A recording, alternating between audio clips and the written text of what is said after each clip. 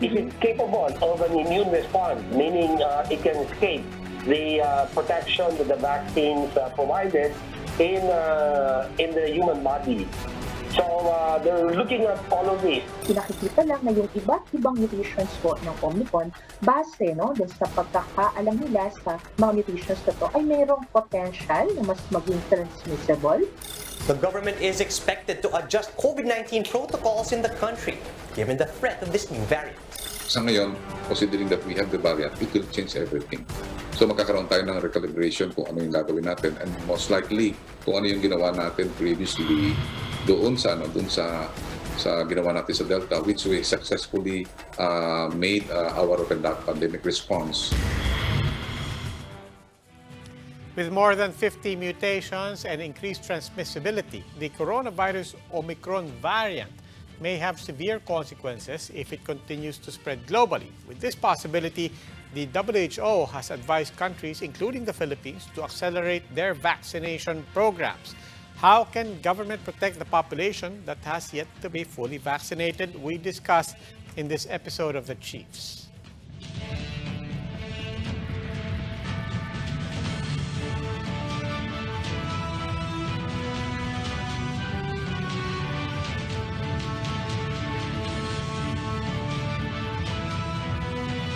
Welcome to The Chiefs. I'm Robbie Alampay, and with us are Lucy Cruz Valdez of News 5, Ed Lingao of One News, and Ami Pantuan of the Philippine Star, who's joining us from Manila. Chiefs, happy Monday.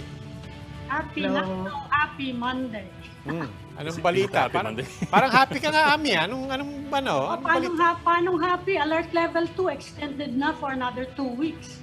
Kaya nga naman nga lahat ng iniintay natin ngayon yung announcement on the return of face shields.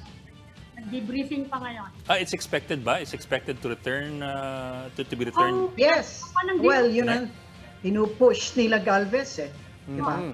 Saka yung mga doctors, yan ang gusto nila Ang nag-return na is coding.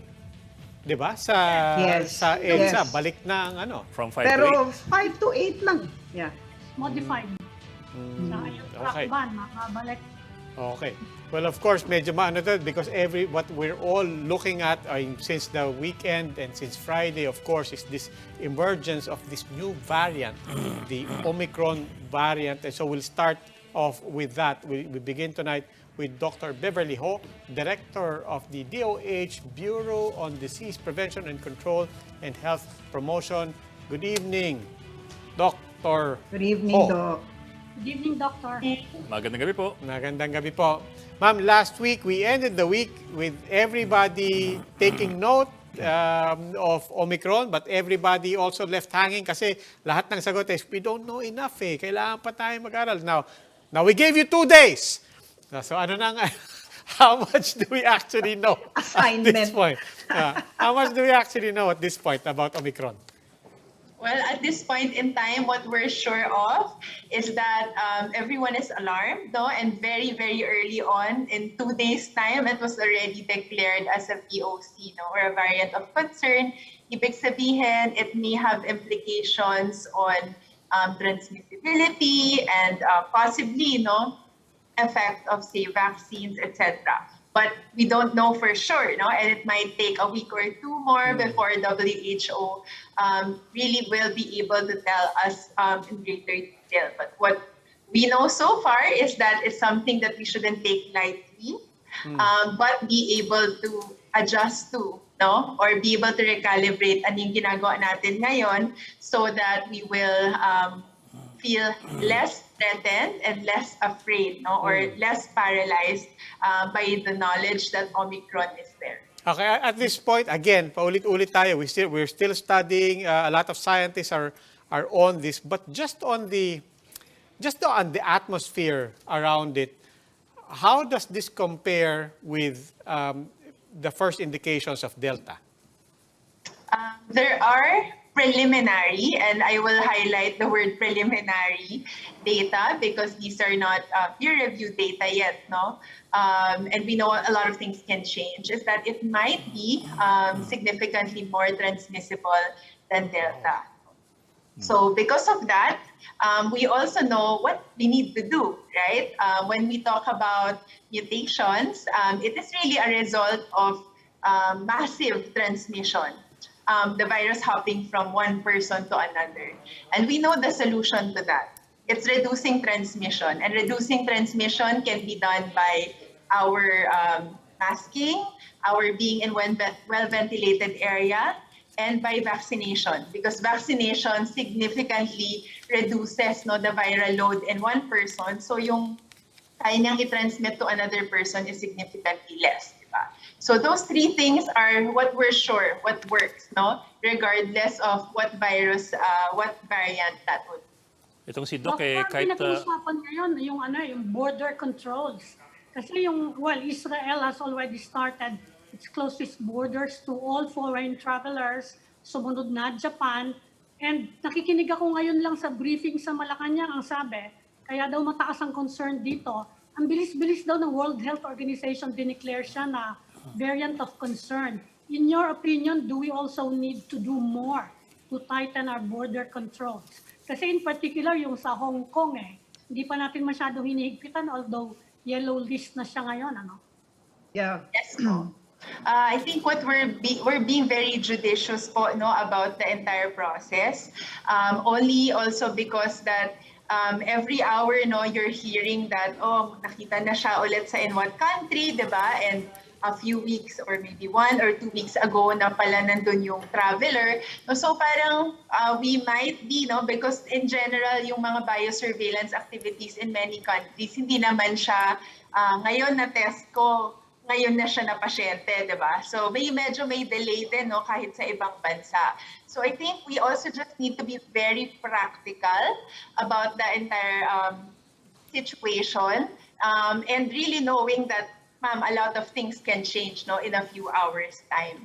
So if, for example, in 6 hours time, we would know na so many more countries have detected it and their patients or the people who they've detected it arrived mga 2 weeks ago, then your level of parang need for tighter border controls becomes significantly less. Diba? Kasi mas alam mong it's in many more places na. So bumababa yung importance ng border control. So nandun lang tayo, So the experts are continuously discussing this as more information becomes available to us. Doc, in layman's terms, what's the basis for the alarm of the WHO and all the medical experts, considering na the data is not yet in? I mean, if you look at Delta, for example, Delta was discovered last year pa, pero it's only declared a variant of concern just before the middle of this year. So medyo matagal-tagal. Itong Omicron, ang bilis. Yun nga ang bilis ng WHO gumalaw. So apparently there's something to be worried about, pero the data's not yet even in it. So what's the basis for everything? I think yung preliminary data, that they showed that it's very transmissible, So merong mga na-quote, na 500 times more. Tapos pag tinignan mo yung steep, nung pag-akyat niya ng cases versus Delta is even more, So, pero ito mahirap kasi ma-quote dahil syempre, preliminary data siya. Tapos pangalawa, with the way that they sequence the virus, mas marami silang nakitang mutations in the spike protein. So, I think yun pa lang, for now, and probably for WHO, it's also mas mabuti na, to sound alarm earlier rather than later. Okay, you mentioned the word mutations again, And of course, in the beginning of the pandemic, we all knew that because it's a virus, that it will keep mutating and there will be new strains and then variants. But that was before, when vaccination wasn't as widespread as it ought to be now, as we all know, So I'm just wondering if these mutations just go on. We don't ever seem to reach a point of certainty as to our safety or as to the end of this pandemic. I just wonder if we have information, for example, on the vaccination levels in South Africa that allowed the virus to escape it. I mean, are we now seeing signs of a vaccine that may not be the answer to COVID, that we will continue to be, getting boosters and adjusting the vaccines. Where are we on that? Well, thank you for that question, Ms. Lucci. Siguro, first of all, we have to know that this is really the nature of these biological organisms. And even our flu vaccine nga, di ba? You have to take it every year, no? It has, it's programmed for different strains. So alam na natin, no? Talagang year on year nagbabago siya. But second, more importantly, is your point on gaano ba kadaming vaccinated in South Africa? Now, they're around 30%, and that's still low, di ba? Compared to what you really want, 80 to 90%.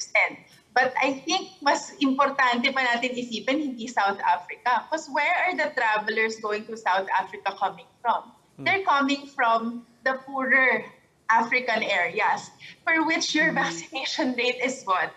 10% or 10%. even less, di ba?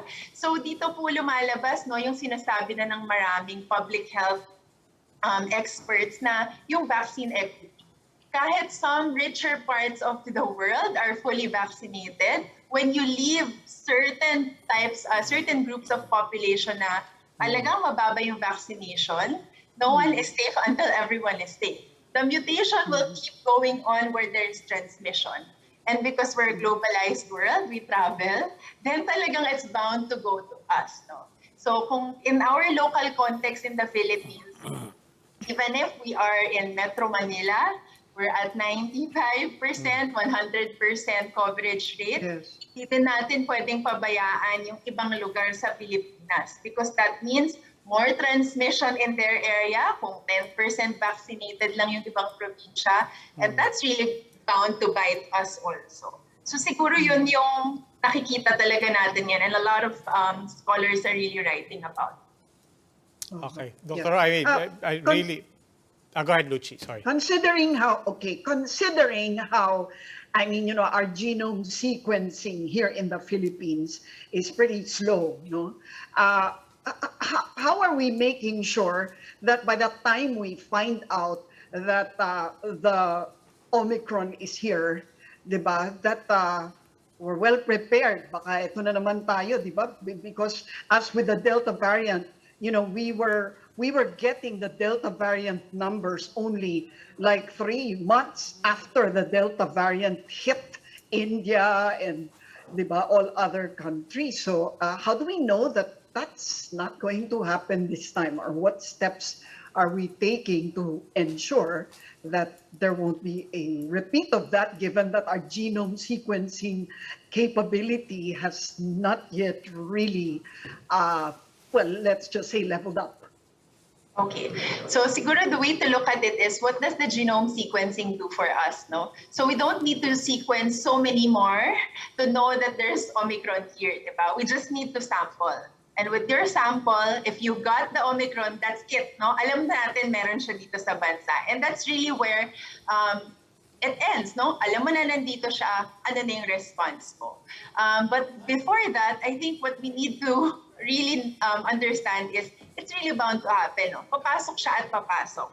At yung response doon is really making sure that our facilities are prepared, our LGUs are prepared. Hindi pwedeng nakalimutan na natin yung early isolation, yung pag-convert ng mga temporary treatment and monitoring facilities natin. Dapat nakahanda na po talaga yun, no? Kasi eventually it will really come. What happened with Delta, no? Hindi dahil late natin siya na-detect. It's because of our strict border control na late tayo nag-peak. Diba? Nauna na yung mga ibang bansa kasi they allowed people to come into their countries already. So they peaked very early on. Pero tayo, September na tayo nag-peak compared to, say, Indonesia, diba? July pa lang nag-peak sila. So hindi dahil, late ba natin nalaman yung Delta? No.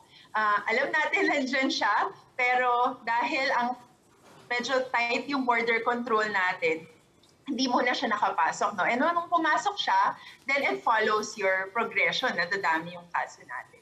So ngayon, Omicron, how should we prepare, no?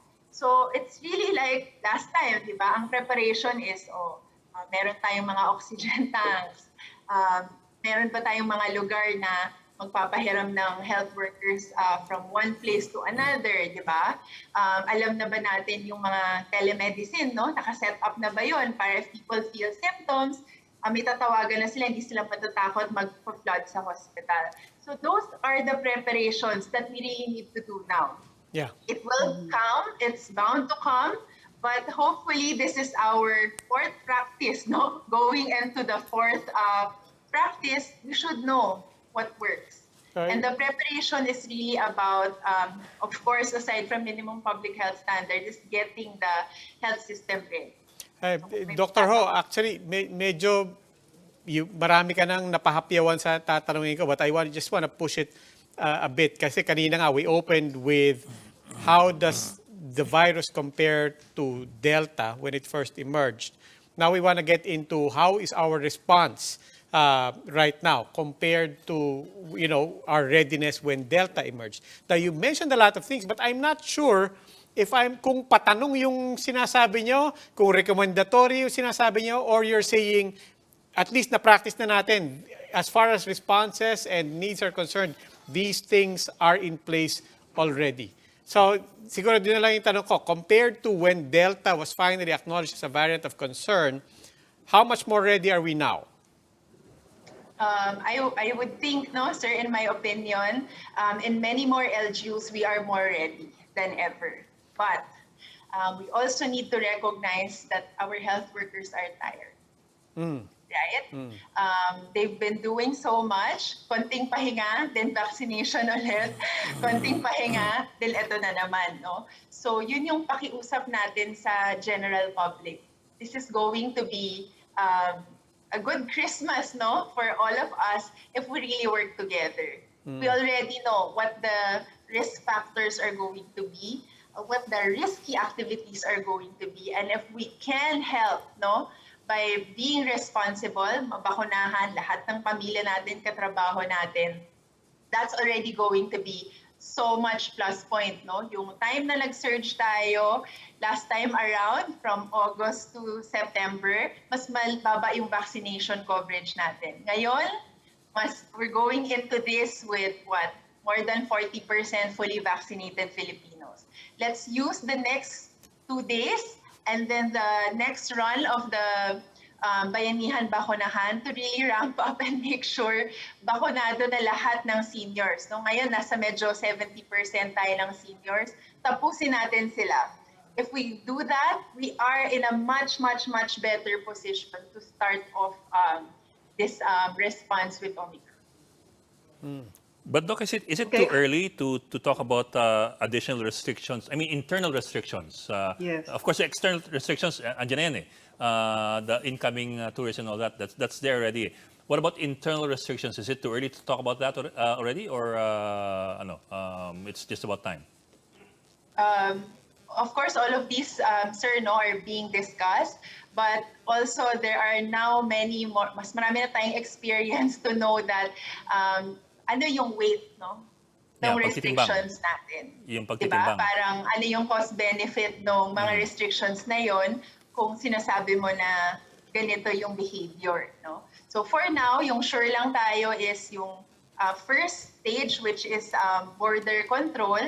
Yun yung effective at this point in time to just buy us a little bit more time before we get more information about the virus. Yes, ma'am. Pero in the country, the focus has to not be on further restrictions, but really on preparation of the healthcare system and vaccinating more. Yes, I ask about that kasi we are going to the Christmas season, and you know how it is in the Christmas season. Everybody likes to move around, and people are more lax with restrictions. We were lucky last year, but I don't know if we're going to be lucky this year pa rin. We acknowledge that people are going to be more confident kasi vaccinated na rin tayo, di ba? We're making available boosters already for A1 to A3. But really, we also know that it's not the end-all and be-all, the vaccination. So everyone has to contribute. Individuals and families have to contribute. If you're meeting over the holidays, make sure it's in an open area. But then more importantly, the establishment owners, no? The government cannot police everything. Papabuksan natin yung establishment, malls, other establishment, but their own security, no, or their administration has to be able to say, ito lang yung capacity para hindi maghawa-hawa yung mga tao. They have to do their part. So maybe we're not as afraid as before because this is what living with the virus means, but that also means everyone has to be equally responsible so that we don't keep shutting down businesses and establishments.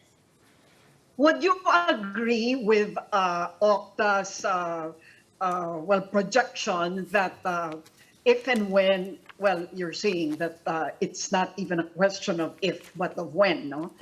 So my question, I guess, is, would you agree with them that when the Omicron comes, it will probably be within the first quarter of next year and not this season? Because Robbie wants to know if he can travel to Boracay safely. So, I mean, meron bang timeline yan kahit papano so people can kind of like plan their Christmas season and, you know, of course, heading into elections, no, which is another thing that we have to watch out for. If Octa projects that it will probably arrive in the country during the late first quarter, I mean, you know, that's just like right season. At tao rin naman yung mga nag-manage ng response at gusto natin lahat to spend time with our family. Pero we already know, no, the virus doesn't pick any season. So with the way that it's behaving and the reports that we're getting, again, no, it might come sooner. So siguro sa atin, our main reminder to everyone is let's have fun during the holiday season, but let's be vigilant and really safely celebrate. Doc, quickly, yung bang face shield, usapin ulit yan? Everything is on the table, no? But for everyone, when I go to the mall, I actually see people still wearing it. So if it makes you feel safer, lalo na kung may kasama kayong nakakatanda, no, or immunocompromised, there's a reason, no, why healthcare workers wear it. If it makes you feel safer, go ahead. Okay. Well, actually, ako kung minsan, I mean, you know, I used to not like wearing the face shield, no? But now, the few times I do go out, parang I bring it with me. There's a just-in-case clause in my mind, you know? I don't really know whether it's working, but it gives you a sense of security. I don't know how true it is or false it is, but yeah, I guess that's the reason why. Government has effectively formed a habit there, no? But to mandate it all over again, bigat nun. Yeah, that's a step backwards. You will have to admit, no? And you wonder now whether this is just going to go on and on, that we will never get to a point where we will not be rid of masks and face shields for, well, I don't know. I guess from here on. What do you think, Doc? No, at least yung mask, no? I think yun naman yung for sure di muna mawawala. And along with the habits that we develop, like washing our hands and making sure, no, that we stay home when we feel sick, and the employers themselves allowing that. Kasi dati hindi yun habit dito sa atin, di ba, ma'am?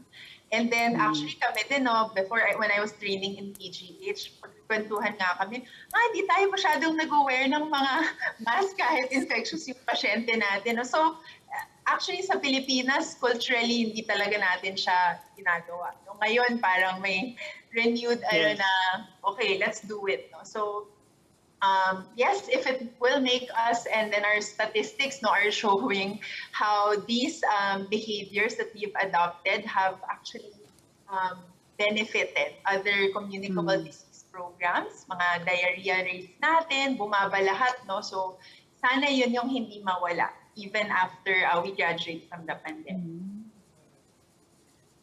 Okay. Dr. Beverly Ho, Director of the DOH Bureaus of Disease Control and Prevention and Public Health Promotion. Doktora, maraming salamat po. Ingat po. Thank you. Thank you, Doc. We'll take a break. Please stay with us. The Chiefs will be right back.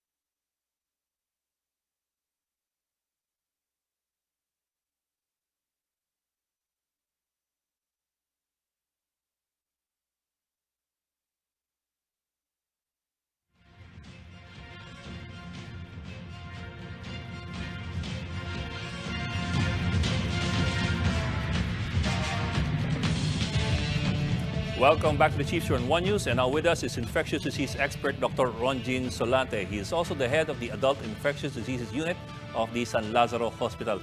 Doc Ronjin, maraming salamat for joining us, and nice to see you again. Good Hi. evening, Doc. Good evening. Magandang gabi po. Kausap ko lang si Doc kanina doon sa kabilang programa. No, teka, ito kasi, I do remember when we were talking about Delta, when Delta was still hogging the headlines, I mean, people were thinking this is probably the worst of it, or hopefully this is the worst of it. And now, now a few months later, itong si Omicron dumating. My question is this are we going to be seeing a cycle of increasingly more dangerous variants of COVID-19 as we go along, as the virus adapts, or it is somehow going to plateau down the line? Ganito yan, Ed, no? It's simple as this, no? Virus needs a host, a human host to survive.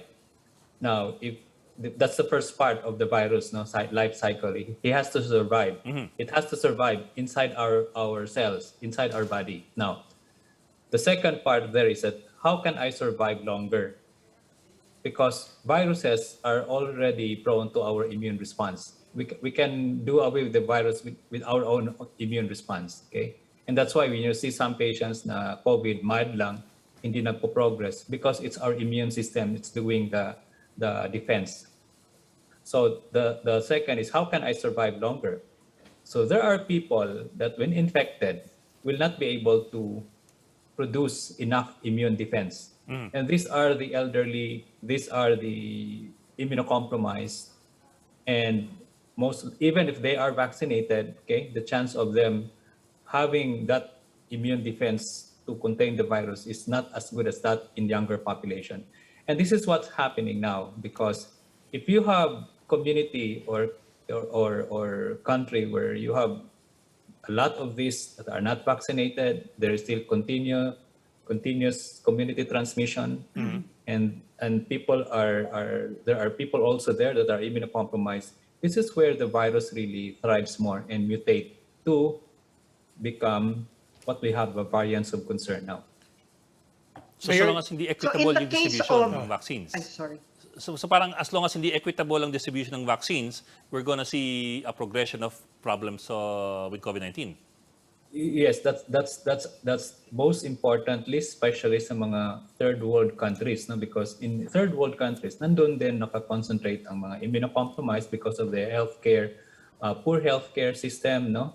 So talagang very vulnerable ang third world countries sa mga ganitong mga type of mutations. So with a 95% rate of vaccination in NCR, help in, well, at least preventing the widespread transmission of Omicron, granting that it's really more transmissible than Delta. Do you see NCR being kind of like an epicenter again Parang ganun. I don't think na magiging ano siya, no? Yes, we are at least good because we have 95%, but that doesn't mean we will not again experience the surge. Why? Because yung equity ng bakuna natin, like for example, if you're from an area like a low vaccination rate, wala kang bakuna, pupunta ka sa Manila, makipagtrabaho, negosyo, or something like that.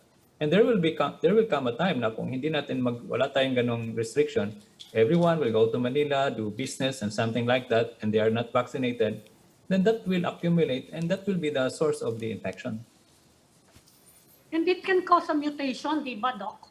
Kapag Yes. Kaya ngayon, ang nakikita natin, as long as there will be person-to-person transmission, there will always be that possibility of a mutation. Pero sa ginagawa natin ngayon, so far, kasi there are certain sectors na sinasabi dapat we should tighten our border controls ngayon pa man. Kasi nga yung ibang bansa nagmamadali na ngayon to close the borders. So far ba okay naman yung ginagawa natin? Well, that's the first step that you need to do, because when you have people coming from different countries and you have this threat of variant of concern that's so highly transmissible, and you don't know who are this infected, to make sure that you lessen the possibility of entry of the carrier of this virus, then you have to close the border. Doc, not to get too technical, but nung una, one of the little things that we knew from the Omicron variant was that ang dami raw mutation, di ba? I think the latest number was 50 raw yung na-detect. As layman, as you could explain it, kung yung 50 mutations na yan, they don't necessarily equate to potentially different variants. Diba? 50 mutations, we're still calling it as one variant. So,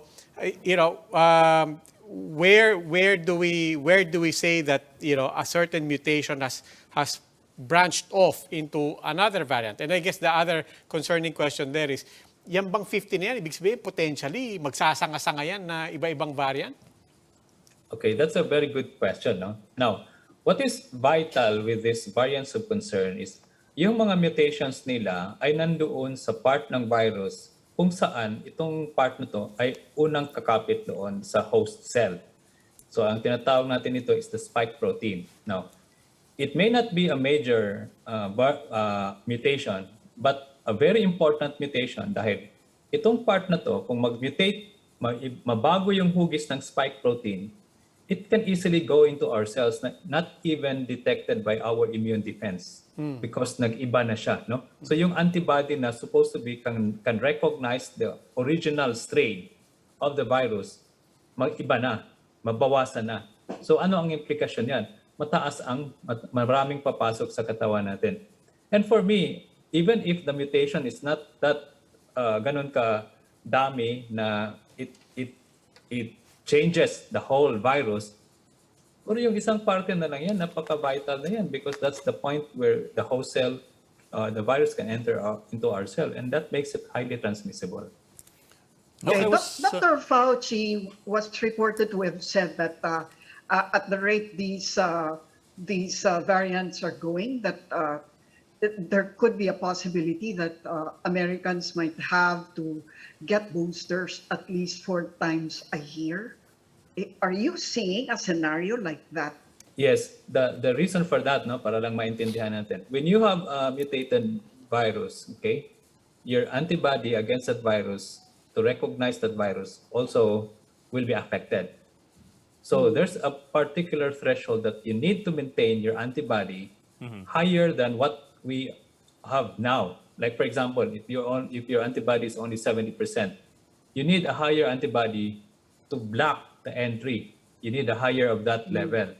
And that's the reason why when you are giving 2 doses lang ng vaccine, wala kang booster, alam naman natin bumababa yun, then the blocking ability of the vaccine will really be compromised with a new variant. That's why you maintain it by giving another dose. Okay. Now, the 3rd dose will be crucial because that will 2 to 3-fold increase your antibody. So meaning it retains your blocking ability of the antibody against the virus. Paano pag nag-wane off na naman yan after next year? and then after several months. So that's the rationale there why Fauci mentioned that for us to maintain that blocking ability of the antibody, we need to sustain it by boosting our immune system. Doktor, wala pong Omicron dito sa Pilipinas, we know that. But in the meantime, may mga nagtatanong, pwede daw ba silang tumuloy ngayon sa Boracay? Kasi medyo maluwag-luwag na tayo. Is it safe to... Pinariringgan ka. Is it safe? Within inter-island tourism lang, is it safe?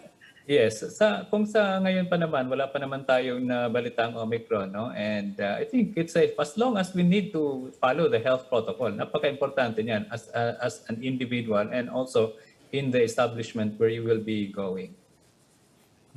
Doc, I'd like to go back to that issue of possible or potential vaccine escape. I was reading some literature kasi over the weekend, and some of the concerns were that the mutations make Omicron so radically different from the original Wuhan virus that the antibodies, our antibodies, might not be able to recognize this as the Wuhan virus, despite the vaccinations, and thereby nga resulting in vaccine escape. Kumbaga, parang hindi siya kasing talab pagdating sa bakuna.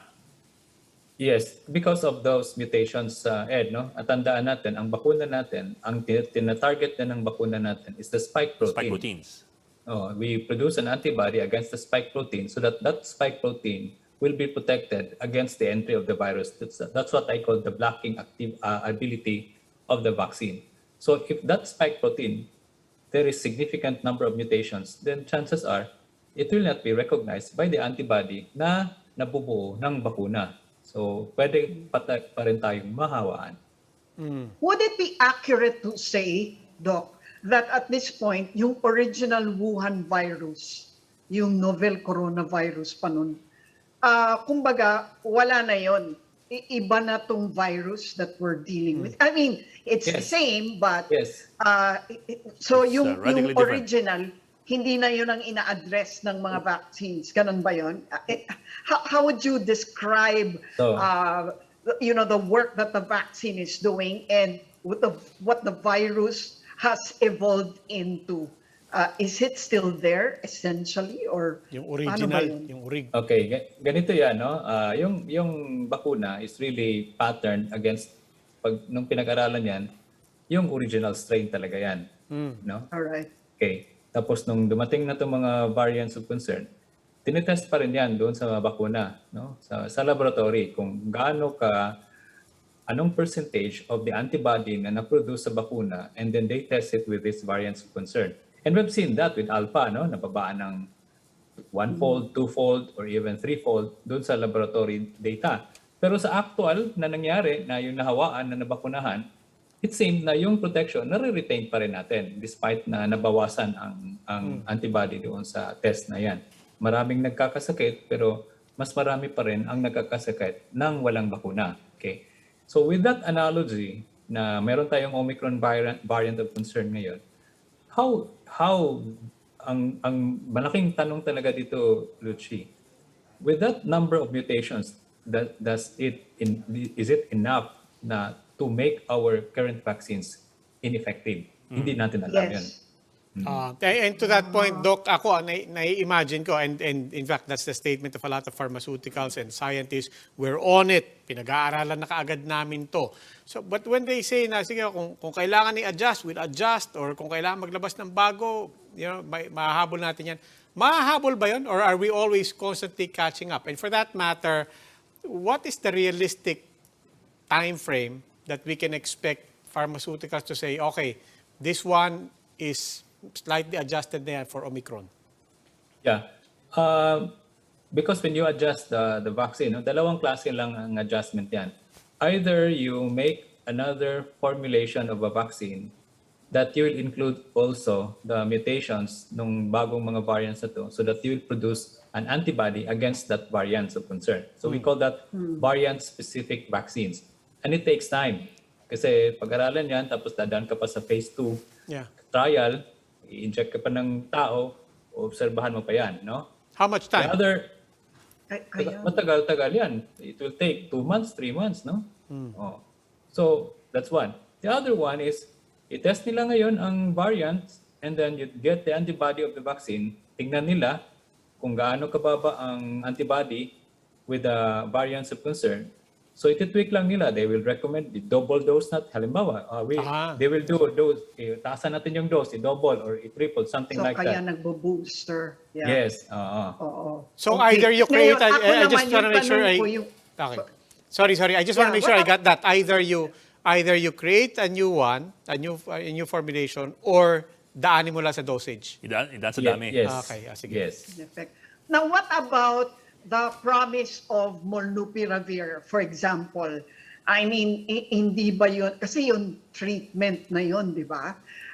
Is that going to be effective also in the face of new variants that may evolve, including Omicron now? Kaya ngayon nabago na ang direction natin because we don't know kung how effective the molnupiravir, the monoclonal antibodies against these new variants of concern. And we need data on that. So malalaman natin yan if these pharmaceuticals will get hold of these new variants of concern and they will test also the molnupiravir, the drug from Pfizer, and the monoclonal antibodies. Pero just to make sure, Doc, you are recommending boosters na. Yes, and that's, I think, very important, no, to protect the population. And at least nag-booster na tayo ngayon, but that should not also be an area where we will be complacent kasi may iba na nag-boost na ako, okay na ako. No, that should not be. We still have to wear the face mask. We still have to follow the health protocol, even if you got the booster vaccine. With the threat of Omicron, you think we have to review our policy on minors, for example, kasi sila yung hindi sila inoculated. Yeah, that's a good point, Ami, no? In fact, when I had discussions with other doctors, they were telling me that paano na yung mga bata na kung halimbawa mayroon na tayong mga geng kaso. So that's already part of the program, no? Naka-line list na yung 5 to 11 years old and it's just a matter of days lang siguro kung ma-approve na yung EUA na yan, pwede na siguro. January pa yung inoculation ng 5 to 11. So in the meantime, you think we should review our easing of restrictions on children? Sa tingin ko, dapat we have to review to the point na siguro just to make sure, no, yung wala hanggang hindi pa mabakunahan. This is always my stand, Ami. Hanggang hindi mabakunahan, I don't really recommend having them outside of the house or yung face-to-face classes. What about the symptoms of this Omicron? Are they distinctively, different from the symptoms of the variants that we have been through? Because there are reports from South Africa that the symptoms seem to be milder and that the patients that they had that were positive for Omicron did not lose their sense of taste and their sense of smell. What can you say about the symptoms so that we can also be better prepared in case? I don't see any major changes, no, or merong tinatawag na symptoms na specific for a variant, no. Nakikita ko pa rin kung ano man yung mga sintomas na nakikita natin doon sa other variants of concern. This will be the same symptoms we would expect. Ang crucial na tanong dito, Lucia, is if this variant has these mutations, will it be more virulent? Meaning, will it cause more severe disease, even in younger population or in vulnerables? That's the big question then, because kung meron kang ganitong virus and nakatag sa virus na to na it can be virulent and cause more severe infection, and that's so dangerous. But we still don't know that, right? Yes, of we the still don't know. Omicron. Yeah. Yes. Yeah. So, But if it is more Alright. if it's more transmissible, what implications might that have for our protocols, particularly when it comes to quarantining people and particularly to granular lockdowns? Ang nakita ko dyan, kung halimbawa meron na ng mga ganitong report na meron ng Omicron, the first implication is we have to revise our quarantine policy. So as what we did before with Delta, when we were during the first few months of Delta, they were so strict, 14 days or 10 days, and then testing 5th day or 7th day.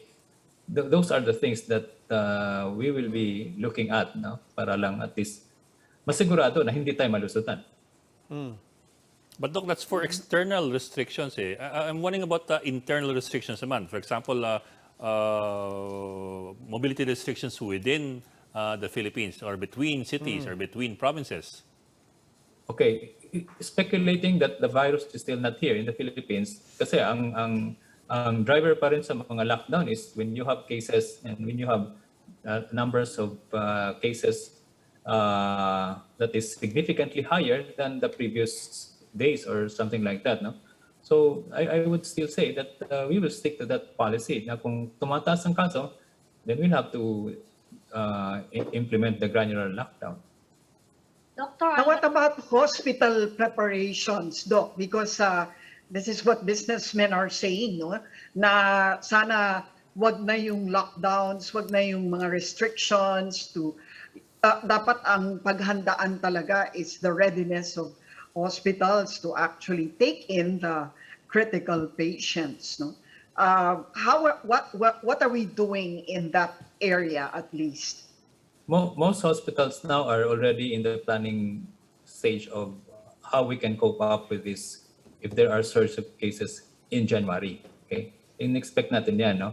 Na mayroong ganung mga planning. And for us, December is not necessarily vacation because we will be again going back to our mga inventory of the PPE, inventory of the antiviral drugs, no? Inventory of the mga yung high flow nasal machine. These are things that during nakikita naman natin yan before in between surge of cases before ginagawa natin yan, no? Gumagawa tayo ng inventory, including of course inventory sa mga healthcare workers na dapat na bakunahan na, dapat na booster na silang lahat. Doctor, walang decision tonight on the face shields. Where do you stand on that debate? Mukhang nahihirapan yata yung mga health experts and the IATF na magdesisyon.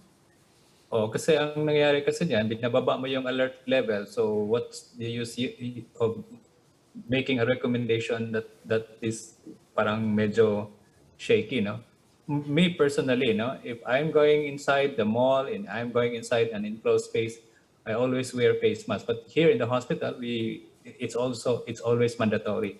But in public places, if I'm not so confident na talagang mataas ang tao sa loob ng area na yan, I would really protect myself and added protection kasi ang face shield aside from the face mask. What about the recommendation na ipalitan daw ng goggles? Hindi naman yung grade, may kamahalan yun, ano? Pero yung regular goggles, is that... Actually, hindi naman kailangan palitan, no? Pwede silang magsuot ng goggles inside kasi mas comfortable ka kaysa yung sa face mask. The essence there is you protect your eyes naman sa face shield. Mas mabuti pa nga yun kasi nakakahinga ka eh.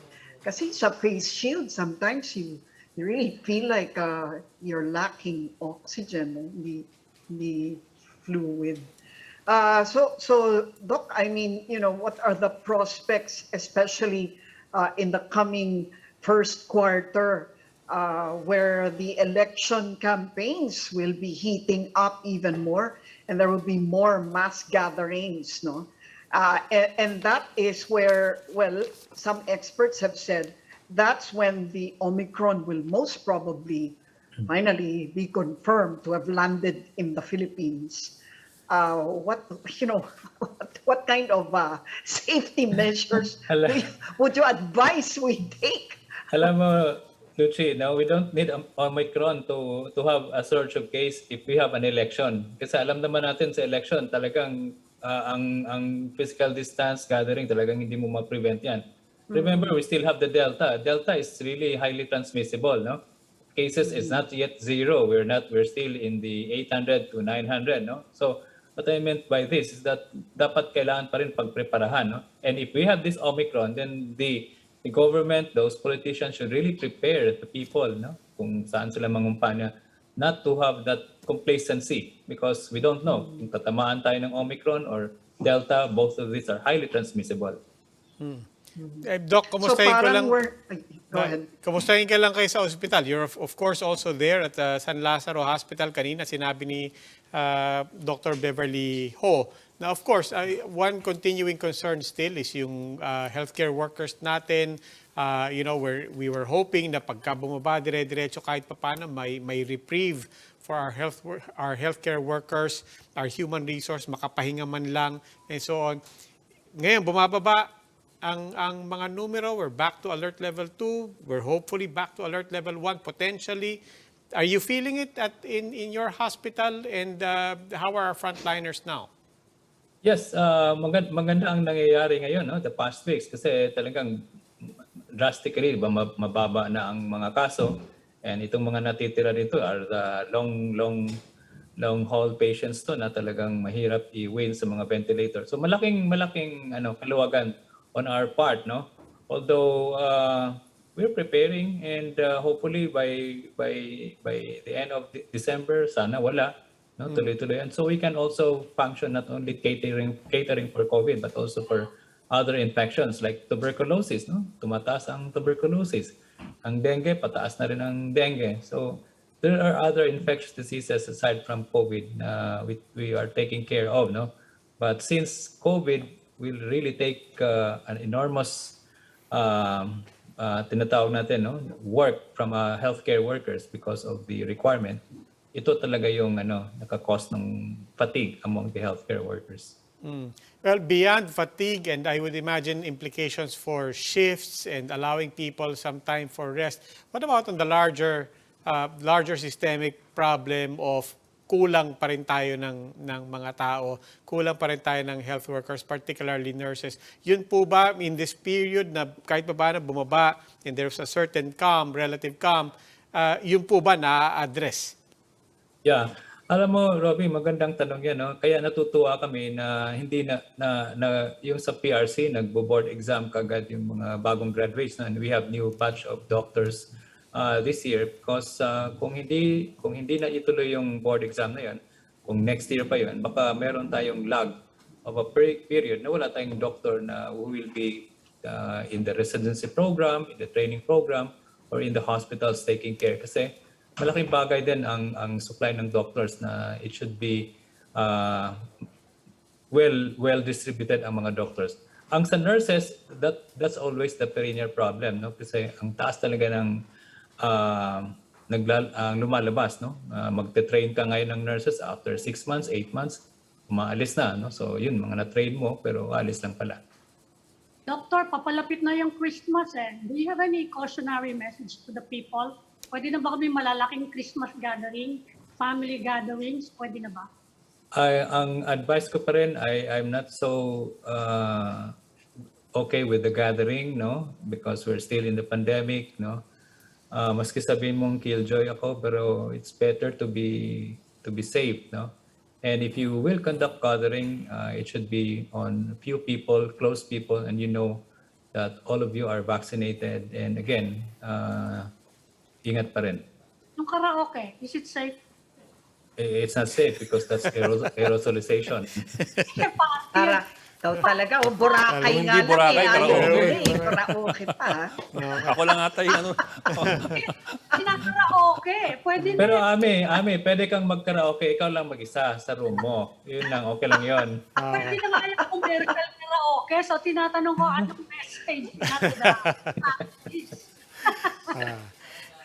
so pati family party, hindi pwede. I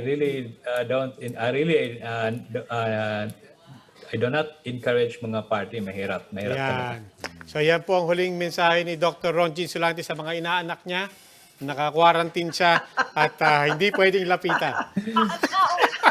Hindi naman, may Gcash na, no? Tsaka Paymaya. Wala pa rin kayong takas. Okay. Well, nagtatawanan tayo but we appreciate your expertise and your time as always, Dr. Ron Jean Solante. Maraming salamat po. Ingat, sir. Thank you. Thank you, Doc. Bye. That's all for this edition of The Chiefs. We hope what was discussed here will keep the conversation going. Before we go, a reminder to our viewers, mask on, wash hands, and stay safe, Philippines. I'm Robbie Alampay. I'm Ami Paminton of the Philippine Star. I'm Lucy Cruz Valdez of News 5. I'm Edwin Gao, and we are One News.